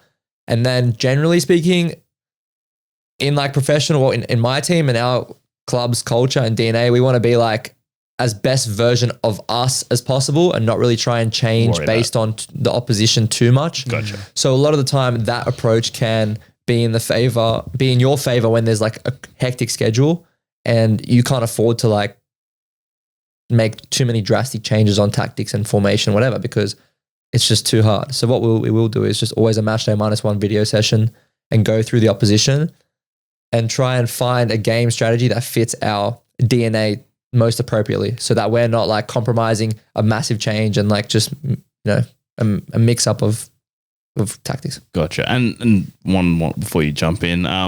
So obviously a big thing that's kind of in the last few years, a lot of players have come out and spoken about is like just the pure number of games that you guys are playing. So you're playing 3 times a week for, I don't know, 20, 30, 40 weeks, and then you're off to play for the Socceroos. Is this like a common sentiment with other players? For me, no. Like I love it, and I don't think in the MLS you can compare it to like, let's say Europe. Like obviously, let's say if you're playing for Man City and you're playing every single game, like you can play 70 games in a year. But in the MLS, you can get those games. Like I'm not sure how many Messi's played this year, but for example, or Busquets, someone who's played every single game for Miami this year, they probably hit like the 60 mark. So, or maybe less, like 50 mark, which is a lot of games. Yeah. So next year in my team, we have the league, the Champions League, Leagues Cup, and potentially Open Cup. So we potentially have 4 different competitions we'll be playing in. Yeah, right. So we could hit that 50 mark, and I'm looking forward to it. I love it. So, but there is a little bit of that like lingering kind of, we play too many games, then we go national team, then there's World Cup or Euros, and you see like a lot of people are getting injured. And is that the reason? I don't know. Maybe. So moving on, you made your Socceroos debut 2 years ago against Lebanon. How did it feel Finally Was it playing against Lebanon? against Yeah, Lebanon. yeah. Oh, man. Bit of verbal online apparently Yeah, about it was a that. bit of verbals. Yeah, Socceroo's debut is like I think the peak of the career at the moment. 641 is my cap number, so that's Right. that sticks with me forever. And yeah, I was in the Socceroos setup for a while. I mean, not a while, but like longer than what some boys may have experienced. I had two camps, and then I went to an Asian Cup, which kind of made it feel like a longer time because I was there for like a month and a half, and there was like 10 opportunities to get, my debut, and I didn't get it. Yeah. So when it came around, I think it was in my favor too because I was well prepared and I had quite good relationships with all the players that were in camp, and my whole family was there. Everyone that loves me was there. All my support systems and. But they were all supporting Lebanon though. Yeah. They were fuming. No, my best mates and all that stuff. So That's awesome. it was good to get on and get the debut and the assist. Oh man, assist on debut. Yeah, I got an assist don't as mind if well. I do. Yeah, nice little left footed cross. That was good. Is that the most nervous you've been, or like, do you get nervous playing soccer? Like, I get nervous, but like I'm always pretty prepared. yeah, I think preparation is kind of like the key to settling down nerves because like if you do whatever you can, you watch the videos, you look after your body, like, what more can I do really? So I do get nervous, don't get me wrong, I'm human. But like try to settle those nerves with preparation. And then in terms of like mental stuff or like. Yeah, I did work with like a mental, like, what is it? a sports psychologist. Yeah, like not even a sports psychologist, like a high performance mental coach, right? Someone who. Did you fall for a TikTok ad or something? No. Just making up jobs. No, it's actually was really effective. Someone who pushes you in the direction of complete and utter self-belief, right? Okay. And someone who pushes you in the direction of understanding that you're going to make mistakes and how do you rebound from like things that you can't control. And that taught me a little bit. And now I kind of just like self-navigate, an elite mindset. Yeah, elite mindset coach. That's the phrase. So now I kind of self-navigate that and I've learned a lot from that. And I just don't really care about what happens because that's the way I feel like I operate the best. Might grab that guy's number off you later. Yeah, he's pretty good. Yeah. Yeah, so on your debut for Lebanon, obviously you played against your home country and like you said, there was a bit of verbals. It even spilled onto Footbin, which is the website where you can track Look up the prices of players on I know FIFA, Footbin, right? Yeah. And so on your card, there's one comment only. Oh, really? And it's from a username Big D Biguel. And he said, debuted against us to never play for the Aussies again. Bro, haters. Bro's a hater. And he had a Lebanon flag on his next to his username. So you've proved him wrong. You've played Proved him multiple wrong. times now. What do you have to say? Yeah, and you look down the barrel. If he'll obviously be listening. as Yeah. well. Big D is Yeah. listening to this. So this is all I got to say. I was never going to play for Lebanon. I'm born and I'm raised in Australia, but I do love Lebanon. Very good. Diplomatic answer. Yes. Very diplomatic answer. But so since then, you've played crucial games against Japan and Saudi to secure World Cup qualification. How was like the feeling in the camp going into those games? Was it nerves, as Rose said earlier, or so was there self-belief? Yeah, there's been a lot of different experiences in the national team. So, for example, the game against Japan when we played away, that was one of the most craziest things that happened to me. So, well, no, to me, just like us in general, we are going to the game, right? And in Japan, for some reason, we have CBAs that mean we can only stay in certain hotels. Right. We can only stay in a 5-star hotel. It's just part of the CBA. Oh, what a shame. And in Japan, Whoever negotiated that CBA for you guys is the goat. So then obviously in Japan, it is a traditional country where beds are like in hotels are singles. Oh, yeah. Yeah. So like only 5-star hotels have doubles. I think we can stay in a 4-star, but like there's rules. There's discrepancies, right? The beds you need get to be. strike if you stay in a There's 4-star. discrepancies. So the beds need to be a certain size, yada yada. Wow. So we had to So stay. you're there measuring it. No, not me, the staff. So then You we and had Harry Sutag got the yeah, imagine him in a single bed. Yeah. Like, it's not going to work. So anyways, we had to stay across. So Japan's huge. Tokyo's huge. Yeah. We had to stay on a different side of the city to where the stadium is. Stadium's in Saitama. We stayed in just picture it like this. Yep. Right. So we have to leave like 4 hours before the game because the drive to the stadium is about 45 minutes. Right. And we've been doing that drive for the last 3 days to get used to it because we were training right outside the stadium and it's all part of the process. We leave at a particular time designated by the security and like the operations team just to make sure we get there on time. However, the driver for that day decided to take us a different route. Little did we know, the route that we took was the back streets. And the back streets in Tokyo have ridiculous amounts of traffic. Like, it's disgusting. Think like Sydney peak hour on steroids, right? So what was a 45-minute trip took us 2 hours. Yeah. This is on game day. This is on game day, right? Jesus. So we're driving to the stadium. Kickoff's at 7:30. Our ETA is 6:45. And we need 30 minutes, 35 minutes long. So, and I think the ETA actually got worse. It ended up getting like 6:55, right? So we got there with 35 minutes to go. Was it panic stations? To be fair, credit to everyone there, staff, coaches. We were all so chill. Like, obviously boys had to piss on the bus. Yeah. Like, just get a bottle, no problem, whatever. Like, that was the only obstacle we had. Okay. But everyone got there at 6:45. We got there at 6:55, 35 minutes ago. We knew the task. We knew what we had to do. Go in there, warm up, and just get it done. So I was on the bench, but being on the bench, you're still involved. You still have a role. You still kind of offer yourself to boys if anyone needs help or whatever. And I remember just walking out 7:05 or 7:15, and you need to be back in the locker room, changed at 7:20, 7:05-ish. So we have like 15 minutes to get ready. We walk out, 80,000 Japanese fans already in the stadium, just like screaming. And we were like, oh my God, this is going to be tough. Yeah. Anyways, I warm up with the team and I was included in the warm up because sometimes one bench player is included. And kick off and Japan was just relentless. And I remember watching down the left-hand side, Kubo. He was just like absolutely rinsing us. Like just, he's unbelievable. So small, like kind of like Messi, low center of gravity, but just like so quick and strong and powerful. Anyways, halftime 0-0, honestly, good start. In a way in Japan, like in Saitama, like it is a tough place, tough place to go. So then at halftime, the boss pulls me in and he goes, hey, like I'm bringing you on. You ready? I was like, yep, let's go. So I go on and I end up playing that half and I thought I played quite well. We ended up getting a good result, 1-1. Yeah. So that was a really cool Socceroos experience, That's like crazy. The adversity of sitting in that bus for like 2 hours and 10 minutes was just disgusting. And then bus driver, It was secret a, agent. yeah, it was a Japanese manager. Just in a week. I think honestly, like it could have been a setup. Like I genuinely think that what could have happened. Is it true? I guess we'll never know. Only Because the that's bus what driver will happens, know. especially in like South America, right? They go to where the away team is staying at the hotel. They make noise. set off fireworks in the middle of the they do night. that. Yeah. I've had that a few times in Norway actually. Sometimes Oh, the fans will come really? set off fireworks at the Not the hotel. Norwegians. Yeah, the Norwegians. But Sorry, yeah. you got the sad music playing to Yeah. drown out the fireworks. Yeah.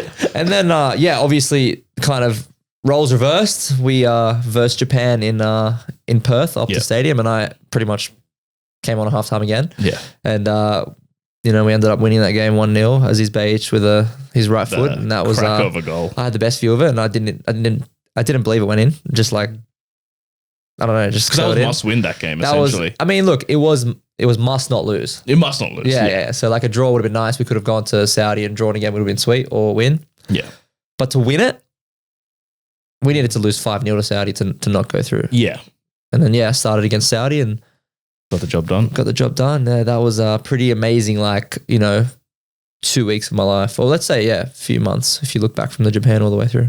So how was the circuit after World Cup qualification? Again, Surely. copy and paste, honestly. Really? Yeah, you qualify to the World Cup, we celebrate on the bus, then boom, back to Clubland, because I'm obviously mid-season too in the of MLS. course, A lot of the boys were able to go away and celebrate, but I had to go back and continue my responsibilities at Nashville. So when Tony Popovich, pulls you aside at halftime, is he giving you instructions? Just like, Yeah, of course. Go crunch some Japanese blokes. No, I think what we needed in that game was a bit of calm and a bit of crunch too. Oh, so the opposite. Okay. A bit of both, Bit of So he both, just okay. shares his thoughts. He says, hey, just go in there, make a good impact, be yourself, but, stick to X, Y, and Z. And then the assistant coach will come, give you the set pieces and all the extra shit that you need to know. Yeah. And then, Yeah, because when I see a sub come on, sometimes the assistant manager has a booklet, 20 pages. Yeah, I'm like, yeah. what's he telling Yeah. you? 20 seconds to absorb all of this. I'll give you a rundown. So in my experience, I'm pretty sure it's going to be the same almost everywhere you go. It's a set piece book because obviously set pieces are 30% of goals come from set pieces in soccer. So Or if you're Arsenal, 80%. yeah, Arsenal 80%. So you need to know your role and everything's planned, right? So he'll flip right sided, left side, right side in swinger, left side in swinger, right side out swinger, Oh, wow. left side out swinger, edge of the box, 18-yard box, this free kick, short free kick, and then what happens? Attacking free kick, right side in swinger, Shopping right list. side out swinger, left side in swinger, left side out swinger. Like it's just keeps going. All right, be honest, Yaz. Are you actually listening to him, or are you just more dialed in? Like this is No, my. I I'm gotta, not listening at all. Okay, yeah. But the thing is, the reason why I'm not listening is because I know them already. Like okay, I've like Student of the game. yeah. In the match day -1, I'll look at someone who I think I'll replace if Yeah. I'm not starting, yeah, and I'll say, okay, if he's there, like just watch this guy the whole time. I'll probably take his role because it's also like. They're pretty intentional. I'm a medium-sized player. I'll probably be either marking or like a zonal player. And then the small guys will always be like on the edge of the box or like the first post. Or and the big guys are always going to be marking. So it's intentional, and you learn to look for certain locations because, like for me, I'll never attack the ball on attacking set piece. Yeah. It's not me. I'll be on the edge of the box, or I'll be like blocking. marking the keeper or something. Yeah, exactly. Yeah. Not attacking the ball sounds like a whole team every week. I still think one of the funniest things I've seen on the sideline, I think, was Jurgen Klopp was talking to Darwin Núñez, and obviously Darwin Núñez didn't have great English, and he was like talking for like 2 minutes, like trying to get his message across. And he grabs Thiago instead, who speaks Spanish. He's like, can you go talk to him? Thiago just goes up to him, whispers like 3 words, pats him on the shoulder, and just walks away. And Klopp's like, what the hell was that? Yeah. It's funny. Language barrier is always an issue, but you find ways around it. Obviously, we've spoken at length now about the World Cup in the US next year. How excited are you? How are you thinking? You're going to make the squad? Yeah. I mean, look, like I said, it'll be an amazing thing having a World Cup in America. People, I think, underestimate America, North America per se. And it's going to be a big challenge, a big logistical challenge for a lot of teams and a big heat and weather challenge for a lot of teams. But that's what's going to make it interesting. And obviously for myself on a personal note, to be involved in the squad is like, it's just everything to me. Yeah. But obviously I can't control that. The only thing I can control is how I play in Nashville. So right now my mind's at, playing well in the first, few months of the season, and hopefully, I'm considered and I would love the opportunity to go there. Fair enough. It's got you smiling, Ro. No, it's just nice to hear, It's just nice to hear. Yeah. I feel like what gets you into squad for the World Cup? Like, what do you think you need? Yeah. So like for me personally, or just like in general? Well, a bit of both. Okay. So I think in general, obviously you need to be playing every week. Yeah. More so. Like you need to be playing consistently at a good level. That's like important. And then I guess you need to be,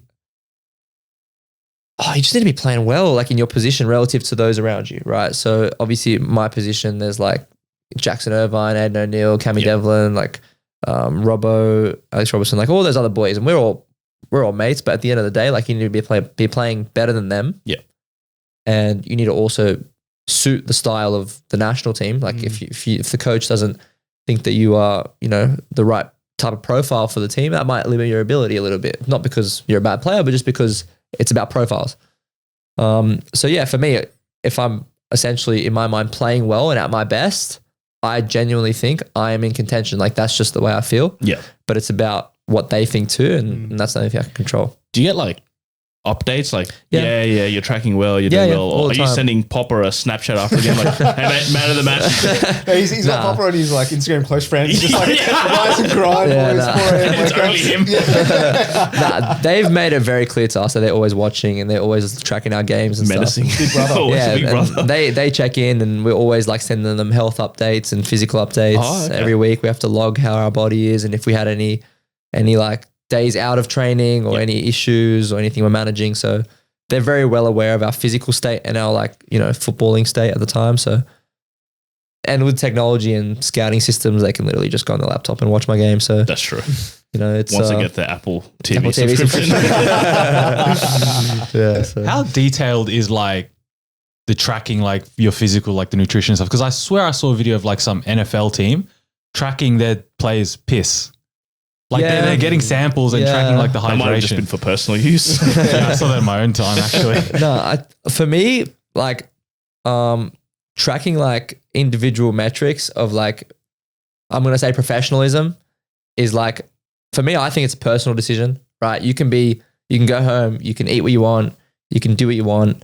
And if you rock up and you're playing well, what do I care, right? Yeah. But at the end of the day, if you're not playing well, it's a way to hold you accountable and something that can be work against in your favor, right? So if in our club, for example, they have like the GPS units. Yep. We have like a nutritionist who feeds us, or works with the chefs to feed us things that are appropriate for time of the week, schedules, etc. And she gives us supplements.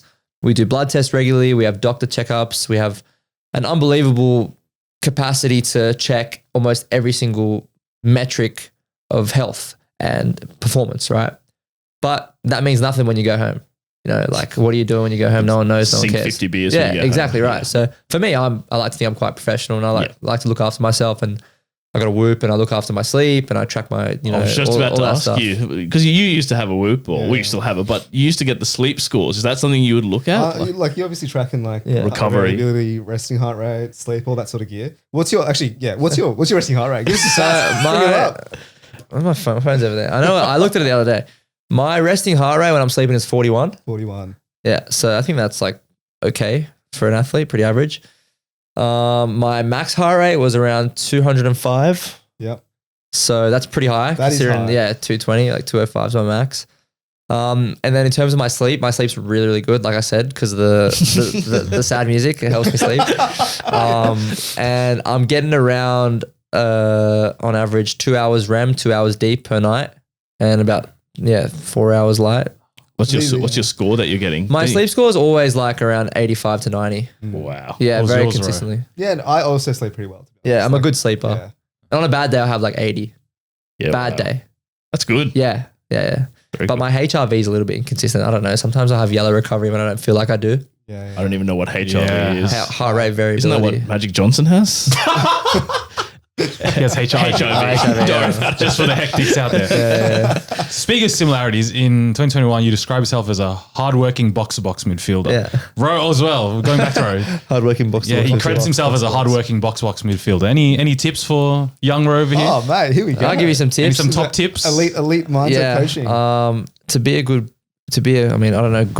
box-to-box midfielder, Don't say this, I'm sure. you got to be selfless. Okay, not everything's about you. He's already out. Yeah. He'd rather score a hat-trick and You lose gotta than win. be consistent. Mm-hmm. So you gotta be selfless. You gotta be consistent. You gotta be a leader, and you need to be smart. I think it's a tough position. Take it into next season, Rowie. There you go. That's it. Yeah. That's all I need. Yeah. Talked about FIFA earlier. Just wanted to ask. So your card is 66 rated this Yeah. year. Do you think that's a correct score? I mean, Unders. honestly, all I know is I got a really good Evo. Like my mates have taken What's the Evo check? the evolution. I don't know. My mates always like buy me on FIFA, and they like do my evolution, and I like get Nice. club 80. So so that's pretty sick. But I don't mind. My FIFA card's all right. Do people do the boys care about their ratings or anything? I think I'm slower. I mean, I think I'm quicker than what it says though. My pace is probably like what 60 or It something. was mid-60s, Yeah, I think. I reckon I'm in the 70s. I think I'm quick. Your best attribute was physical, 73. Yeah, I'm fit, so that's accurate. Ah, think yeah, I'm fit. true. I think True. I'm quite fit. Actually, I got one last one, then we'll jump into the mini games. Really dumb question. for I was it. thinking about this earlier today because I was telling my workmates, yeah, man, we're getting a Socceroo on the pod. Electric stuff, right? Got to get some creds in the office. Yeah, go for it. And obviously, all of us work really mundane corporate office jobs, right? And we all dream of, opening the batting for Australia or playing professional football. Do athletes ever think about, fuck, I wish I was an auditor at Deloitte? Or, I wish I was working an office job. Do you ever have that I wish I thought? was a muggle. That's what my friend says. He goes, "You muggles." Nah, it's pretty funny. Yeah, it's actually funny sometimes when my teammate would talk about like, I'm gonna say regular people, right? People that work Monday to Friday and have 2 days off on the weekend. He calls them muggles. I don't understand. But Yeah, so do you ever dream of being a muggle? Nah, I don't think I Surely do. I'm not. prepared. I'm prepared for the day that I am, Yeah. and I understand that's the reality. But right now, no, Nah, enjoy it, Nah, mate. no one's really thinking about it. Good. Eh? No, good. Actually, I got one question. What are your goals? Like, what's the dream? Like, if you had to have the dream career, what would that look like for you? My goal is to represent Australia as much as I can, Mhm. and I want to play at a World Cup. That's probably number one.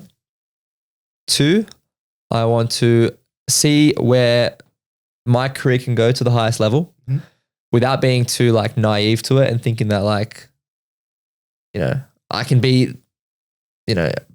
let's say I'm not going to shoot myself short and say I'm not going to be a Premier League player one day, but you got to be realistic sometimes. So I want to just see where my career takes me and take every opportunity that I can get, and travel the world and just enjoy it, because I was listening to, I don't know if you know Chris Williamson, Modern Wisdom, the podcast. No. Really good podcast. He's a British guy, funny accent. Oh, I think I know. Yeah. Yeah, he spoke to Peter Crouch, and I listened to a lot of his stuff. And Peter Crouch is an interesting one because he talks about his approach to his career and the way he looks back on it. And Chris compares him to like the greats of England, like the Rooney and the Gerrard and the Lampard, and he would say, "Mate, there's no way in the world I'm like anything compared to them because they took everything too seriously." Like we would win a trophy and they'd be like, "All right, boys, like lock in, we got a game tomorrow." Or, you know, they would beat like Liverpool, like Gerrard would beat, when they're at Liverpool, they'd beat Everton away from home. And then he would say, no, like everyone calm down. Like it's just another win, you know? And he believes his own approach, like Peter Crouch, is that like he actually was the complete opposite of that. Yeah. And he would always have a laugh and like joke on the field and like take the piss out of people and like enjoy it. And enjoy it, right? And he looks back on it and thinks that's what got him to the place he is. Yeah. Okay. So there's obviously two different approaches that can lead to so much success. And I just feel like for me, I want to find the right balance of like enjoying it and also locking in so that I can look back and not think, fuck, why did I take this so seriously, bro? Like, you know, actually it's just too much stress for no reason. So I think it's trying to find that right balance. That's my goal. Love it. Awesome. Yeah. We've got a couple of small little games, still football related. So the first one is building your dream footballer. So we'll give you some attributes. Okay, yep. And you just name anyone you okay, like. go. So starting off right foot, Ronaldo, left foot, Messi. shock, passing. I'm Let's say you gonna can't say name the same player I'm gonna twice. say like I'm gonna go a bit like not like Pirlo or, you know, I'm gonna go a bit like I'm gonna say Joshua Kimmich for Bayern Munich. I think his passing is unbelievable. Fair. Shooting. Shooting again, I'm gonna go a You bit versus like New York Red Bulls. Your goal. no, not that one. I was like, who? I was like thinking, I thought you were talking about a New York Red Bull player. I was like, what? Nah. So shooting, I'm gonna say someone who's again not like the average person. Someone who I think can be a little bit underrated. Alexander Isak. He's really impressed me recently with his finishing. He's a pretty good finisher. Yeah, This really season. good finisher. Last season. Oh, his goal on the weekend was great. Yeah. Sure, Instinctive. man. Sure, man. Heading. Heading. I'm gonna say Walker Zimmerman, my former teammate. He is the best header of the ball I've ever seen in my life. Really? Yeah. Okay. What about defending? Defending, I'm gonna say Arsenal, Gabriel Magalhaes. How do you say his surname? I don't know how to say I'm his not last gonna name. So attempt fair it. enough. Gabriel. Second last one, football IQ. Football IQ, I'm going to say someone again who's pretty not spoken about. Retired or like, I'm going to say active players. I've gone with active players, so I'm going to stick with that route. Luka Modric. And then leadership, last one. James Milner. Nice. Why not? Fair Great enough. pick. Fair enough. All right, next one. Build a dream five-a-side team with players you've played with. Played with Yeah. on my team. Your team, national team, teams Okay. in the past. In goals, I'm going with Brian Schwarke, our goalkeeper who won us the US Cup Open and saved the penalty Okay. in the final. Good Big shout. moment. That is a great Pretty I good just, shout. you know, he's not our number one, he's a number two, but he stepped up. Big moment. Yeah, big moment. So he stepped up. So he's in goals. And myself included. Or Yeah, of course. If you want to play in the team, you can put yourself in there. I'll coach the team. Yeah. I'll Nah, play in the put team. yourself in the No, team. I'll coach the team. Player manager. Centre back, I'm gonna go with a former teammate of mine now plays at Orlando.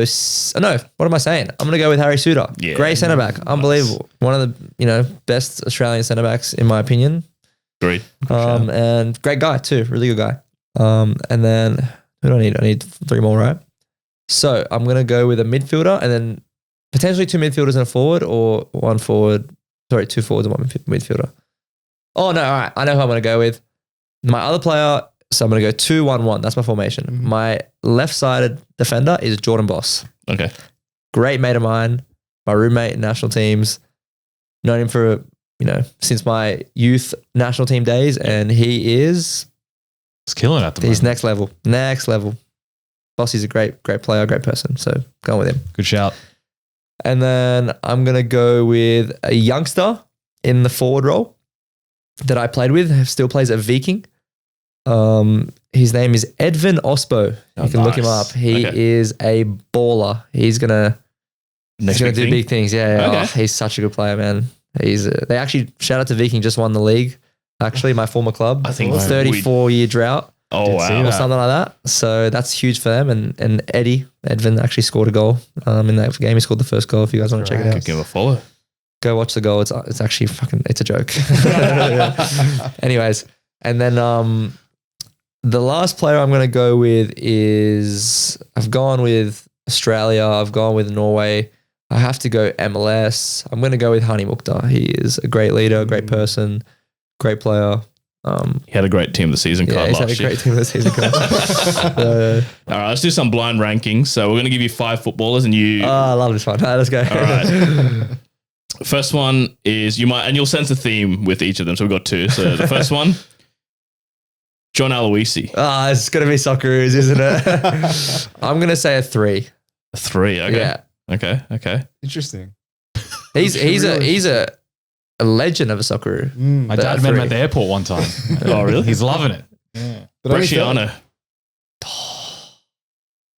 I wish I did. Aloisi 4. I'm going to put him in 4. Okay. I probably shouldn't, but I'm going to put him in 4, assuming there's some big names coming up. Big Schwarzer. Schwartz's for me is a 2. 2. Yeah. Timmy Cahill. 1. Harry Kewell.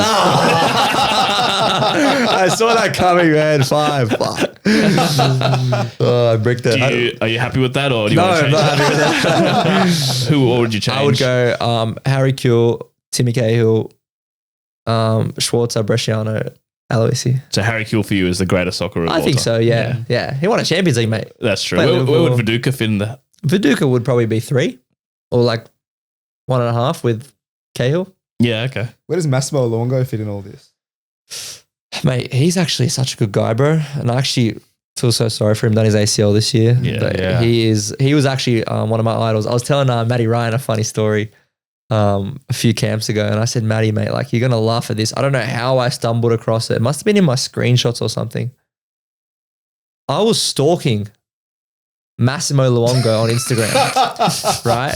When I first got caught up into soccer, it was my first ever camp. He was in it, Okay. right? And then, like, I followed him on Instagram that camp, and we like kept in touch, and sometimes we'll message, every now and then. One day I was just stalking him, and then I scrolled down all the way to the bottom, and Massey has posted a selfie with him, Trent Sainsbury, and Matty Ryan on a plane for the Asian Cup 2015, the one that we won. Ah. And I've gone and commented as a 13-year-old, Massimo Luongo, you are my idol. Oh. Or something like that. cute. I don't know if it was on Massey's Instagram or Maddie's. It was one of them. Yeah. And I commented that. And I That's showed sweet. Maddie. I was like, bro, look at this. And what did he say? He's like, oh, nice. Cool. he was like, yeah, cool. That's great. Yeah, yeah. So That is pretty Maddie's a cool. top guy, and he was like, that's pretty cool. That is very sweet. Yeah. Got another blind ranking for you. Yeah. Next one, Robbie Farah. Is this like rugby league players or Lebanese athletes? It could be both. I'm gonna put him as a 3. Okay. Alex Twal. Who? Oh, he plays for Tigers, mate. Mate, honestly, I don't know rugby league that much. You don't. Well, you'll know the next. I'm gonna put him at 5 because I don't know who he is. Josh Mansour. Here we go. 4. Mitch Moses. 2. Hazem El Masri. 1. Yeah, that was right. That's what Masri 1. Shout out the doggies. All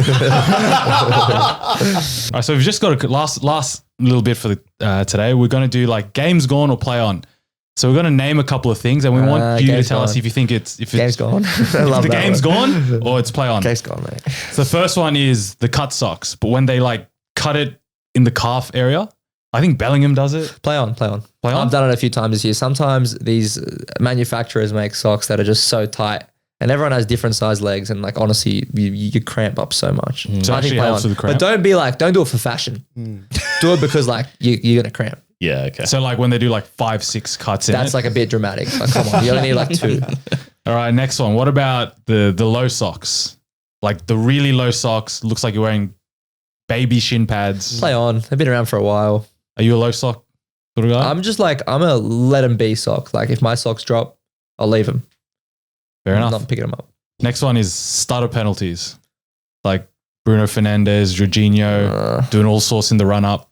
Play on. Or you just play on. Yeah, that's cool. Sam What's your technique? So I just like stand dead straight on the ball, and I'll just do like a little curved run and like kind of change my angle to try put him off, and then just whack it in a corner. Fair enough. Next one, long throw-ins. Play on. Yeah, so good. Back in fashion. But game's gone when you're defending them. Like, I love a long throw, bro. It's so good. So put it in the mixer, mate. See what happens. But we honestly, this year is funny. We get a few long throw-ins, and we didn't really know what to do. And it was like, we get a few throw-ins in like the attacking half. Didn't know what to do. And one day I just told my right back, I said, bro, can you get it Chuck in it there? in the box? Because I play right-sided 8. Yeah. So like he's like my main guy when I talk to. I said, bro, can you throw? He's like, Fang it in. yes. And he just launched it in one day. And I was like, what the hell? Like, where did that come from? Anyways, we ended up scoring like 3-4 long throw-ins from that. Oh, so you guys actively use Yeah, we this? do them. Yeah, That's yeah. crazy. And the last one, I don't know if you've seen, but people are starting to wear like the T90 indoors as like sneakers and casual shoes. It's like wearing these like futsal shoes as going out shoes. Honestly, play on. Play on. Repping the sport, repping the game in Looks fashion. so village. I've never seen that. I like Really, it. they're hell in fashion, like T90s. Yeah, they're back in fashion. Yeah, I say play on. Fair enough. Well, that's the interview. We'll crack onto the game.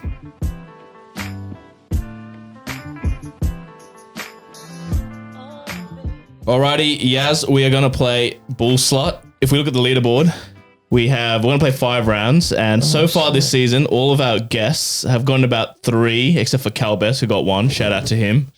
So that's what you're kind of going up against. You're going to be up against Rowan Miggs. Like got 3 wins. They got 3 out of the 5 rounds. Oh, okay, 5 rounds. Gotcha. So that's your target. You want to win 3 out of the 5 rounds. Or Damn. even better if you can do better, more than that. So I'm nervous now as a leaderboard. Before recording, he said he's played this before. I did not say that. Off air, can't prove it, but all right, we'll start with a nice, easy one against Miggs. Your topic is sports equipment. How many sports equipment can you name in 30 seconds? targeted category, mate. This is For me, there's 2 of course. targeted. 5. Start low. 7, 10, 11. 12. Bull slut. All right. All right. All right. So just so we can like make sure I'm on the right path here. Yep. Sports equipment, Yep. which means any piece of equipment that is utilized during a sport, as in like here you go. the action of the sport or like the sport as a whole. The sport as a whole, but I'm not going to count shirt, socks, or pants as an answer. And I need So 12. anything- and you need 12 of those. So All like right.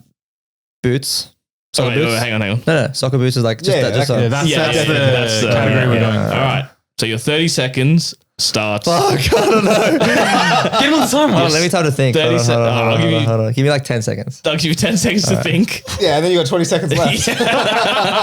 All right, yes. Ready? Your Ready? time starts now.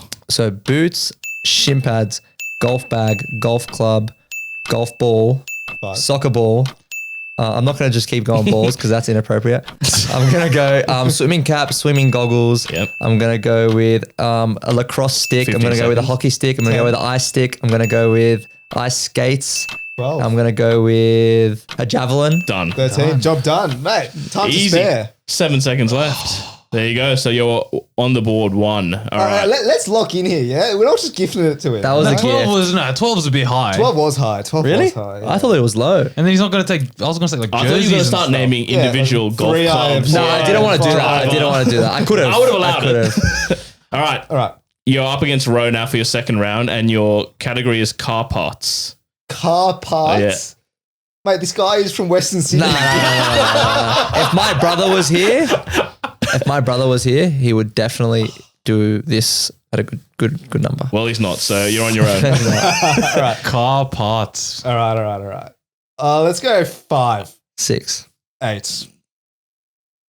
Oh. On the ropes, bro. He's on the ropes. Can I do more than 8? But 8 is generous if I say it.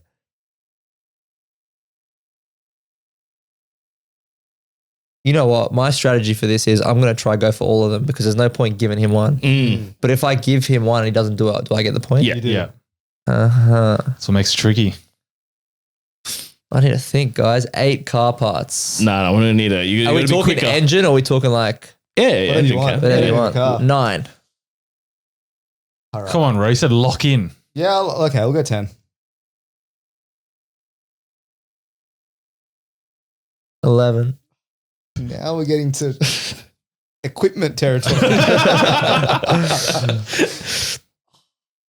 Don't back yourself, Ro. Just put him to the test. If he gets it, he gets it. Fair play. If I don't, I don't, honestly. Yeah, it's Yazbek Jr. here. I think we got him. All right, bull slut. Let's Bull go. slut, okay. How many did you say? 10. 11. 11. All right. You have 30 seconds to name 11 Mate, if car I'm parts. hearing right front, left front, No, rear, we're not. No, we'll go. All right. Your So time. wait, car parts. Parts. Your time starts now. So we got a door, we've got a tire, we've got a steering wheel, we've got a pistons, we have an electrical box, like a battery. Yep. We've got a coolant, we've got a heater, we've got an aircon, we've got a turbo, and then we have spark plugs. No spark plugs. We got a fuck, I need one more.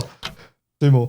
2 more. You're I'm done. Oh, we got a spare wheel and we've got a hood. Oh. No way, that he's made got it. in That there. made it.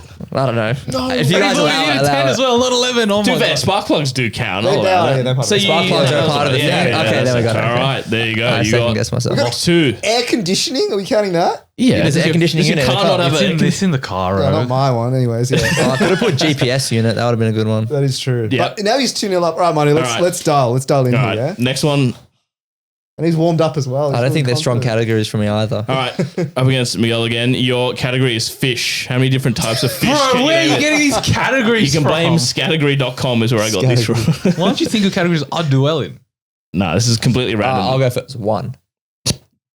Nah. We'll go 5.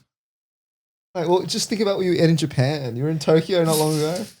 That seems. Fish is in like any sea creature or fish in particular? I'll go sea creature. I'll go any sea creature. Just so we can get some Yeah, actual and I think numbers. any sea creature is Okay. solid. Just so we can get some numbers So here. sea creatures now. Yeah. Gee. 10. 12. 13. 14. 15. Dude, he's putting the pressure on. No, you can do that. Gegenpressing. I'm getting gegenpress, bro. 15, Ro. Sea creatures, dude. I don't care. 15. Go. We went snorkeling. Just have a look around. I What'd you can't see? swim. I don't know what you're talking about. 16. Bull slut. All right, here we go. Lock in. All right. You need to be quick here. gotta be 16. All right. 30 seconds to name 16 sea creatures. Your time starts now. Cod, trout, salmon, mud crab, lobster. I'm just reading a menu at this point. Whoa, shark, whale, dolphin. Wait. Oh, I've said 15 whale. seconds. Turtle. What's the other one? Are they in the sea? Yeah, go. Tortoise. Yeah, go next. Oh, boys, I'm cooked. Clownfish. What's a dory? Dory. Time's up. 12. On the top of the leaderboard now. It's All especially right, on 3. We're in record territory now to take the lead. We're also in clean sweep territory. Yeah, you guys need to fucking. You know what? I did not know 15. I thought you would go 16, and I was like, this guy needs to say 2 a second. second, yeah. Like, You gotta be I'm sorry, rapid. like one every was 2 putting seconds. the pressure on me, No, that's actually. because he was acting so confidently. I was like, of course he knows. The mind game. All right, you're up against Ro again. Give me cricket for the players or fourth something. round. It's actually something similar. Your category is ethnic foods. Okay. How many ethnic foods can you name? All right. This is okay. So you're both deeply ethnic people. So just What do you mean deep? Hey, Reach into we're your roots. Australian, both of us. Yeah, What do you mean right. deeply ethnic? Look at my passport, brother. According to the comments, we're not. Ethnic foods. yes, It's like, so dishes. dishes. Yeah. Oh, mate. So does it have to be from every single one from different ethnicities? No. Just if you want, You can just do multiple from one. You can go- obviously. Yeah, it could 15 go, could go to Lebanese town. dishes if you want. 10, We'll go 14. 15. Here we go. Now we're getting interesting. You're against Mr. Worldwide over here. I know. man. 16.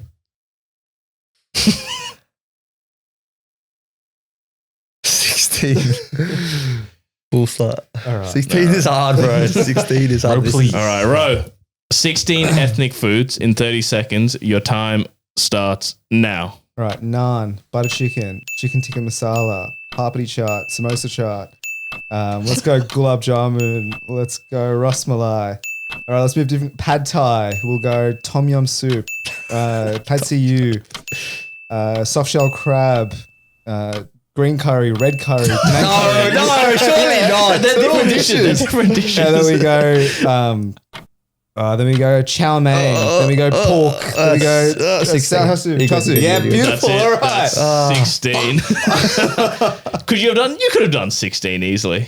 I mean, if I was going to go the red curry, green curry, right, yeah. If you go to a Thai restaurant, they are different dishes. I believe you. I know red curry is different. There's a yellow one in there as well. All right, 3-1. We're on the board. It's not looking good. Manu, save some blushes here. All right, final category against Miguel, and your category is desserts. How many different kinds of dessert can you name?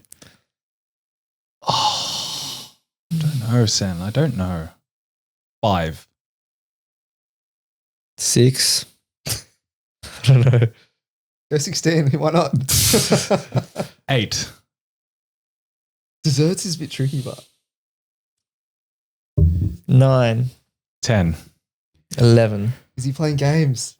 12. 13. Full slut. All right. I have to go for it, don't I? If he gets 13, I'll wipe my hands clean. Alright, Fair play. Got desserts. top of the This is- leaderboard. In my head right now, I'm thinking, what would I see on a dessert menu? Yes. Yeah. Yes. All right. Yes. To take the lead on our guest leaderboard as the last guest for 2025. What did you say? 13. 13. Desserts in 30 seconds. Your time starts now. So we got a... Start it again. Fine. We'll let you have I one. bricked it. Ready? 13 in 30 seconds. Your time starts now. All right, we got a espresso martini. We've got coffee. We've got tea. Yes. We've got tiramisu. We've got mochi. We've got gelato. We've got nuts. In Lebanon, we get nuts. fine. We've got apple cake. We've got orange cake, lemon cake. We've got What are we on? 9. 10. matcha tiramisu. Sure. Okay. We've got matcha. Yeah. We've got how many more do I need? 12. You got 12. No, got one 12. more. 13. Oh, we need. No, you guys bricked me there. You guys bricked it. I thought I had it. All right. We'll take a 3. Unfortunately, you land on 3, but we'll put you at the top of the leaderboard anyway. Fruit. Brother, 30 seconds is up. 5 minutes ago. No, you put me at a 3 on the top, but It's good. It's a good score. 3 is a good score.